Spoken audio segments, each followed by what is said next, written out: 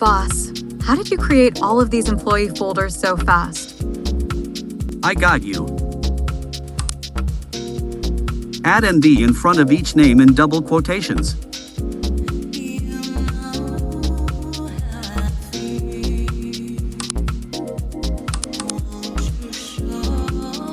Copy the values. Open Notepad. Paste the values.